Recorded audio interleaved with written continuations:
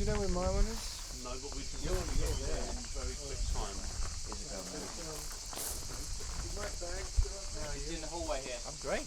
Yeah. To get up to where I am. I think it's the next step. Okay, I check out.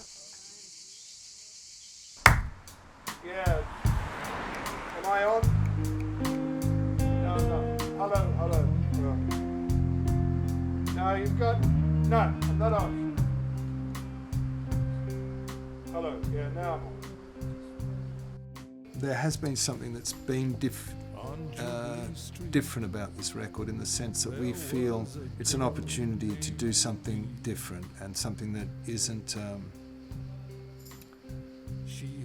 that doesn't go about things in the way that the Bad Seeds have gone about things for so long. To try and break the kind of traditional structure of the songs, Nick would write lyrics and just with no sort of chords in that, so that he didn't come in and say it goes like this and we all just sit and play our part. There's a certain type of song that that I write and that gets the kind of Bad Seeds treatment and becomes a certain type of song, and we definitely are making huge pains on this record. Whether the song lives or survives or fails or is a success is secondary to it, to the fact that it's not going through that process, because it's important for us to tear away from that way of going about making songs. Yeah, they ought to practice just what they preach, those good people on Jubilee Street, and here I come. There are quite a lot of songs on this album that are done to a loop that Warren has created, and he's created some amazing ones this time, and they're not they're not in 4/4, they don't fit any kind of particular timing, but it feels right. In fact, it feels great. The songs are much more difficult to kind of sort of skipping around, and difficult to kind of catch hold of. In Warren's music, there are not only one rhythm or something, or one timing or something. There are more inside of this thing you can't really touch from outside, except I play to it.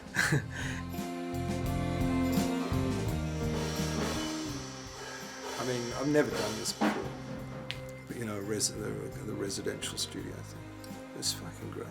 It's such a beautiful place. Nick called me about where to record, because every time we've done an album, pretty much, we've gone to a slightly different place, and most of the studios that we've been to have been not the typical studios at all. This time Nick wanted to do it in a residential studio in England, so I called around a couple of friends and other record producers that I respect and like the sounds that they get. A really good friend of mine, Nigel Godrich, who's an amazing producer who does Radiohead. And so I asked him, and he said, well, I don't know of any in England. I don't think there are any. And he said, but there is this studio that's relatively new in the south of France that sounds incredible, and it's got a Neve desk and seems to have a lot of vintage equipment, and it's just an incredible looking place. And I looked at it, and as soon as I opened this website, I thought, wow, this looks perfect. So that was that, and here we are. And it has turned out to be everything we hoped it would be. I would say we're about 2/3 of the way through recording it. It took a big turn about 5 days ago, when we listened back to all the work we did for the first week, and it suddenly, we realised there's incredible shape to this stuff, and now we're, I think, probably even more inspired to push it further. It's time to change, and it's really time to play different, especially for us, of course for us. That makes it very refreshing and relaxed, otherwise you feel you are in a factory. It has to feel like it surprises you, I mean, at first, and then after a while it doesn't. I mean, I don't listen to them after that, but it has to feel like you know that word surprenant. I don't know what the word is. It's like it's surprising in French. It's surprenant. So that you have to go like when you hear it, like it catches you off guard. I know that the lyrics are good. I know that the music is good. But how it will be received, I don't know. It grooves. Yeah. But yeah, people, they know the Bad Seeds how long, since 30 years or something. They will be surprised. I'm looking forward to play this to my friends, for example.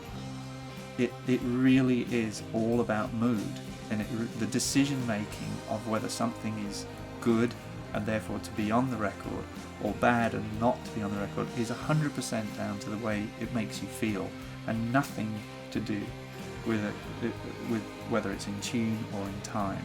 There are no rules. Well, there are, but there are no kind of. It's just not your typical band. That's what makes them so great. Unique. Are you listening in? No, it's okay.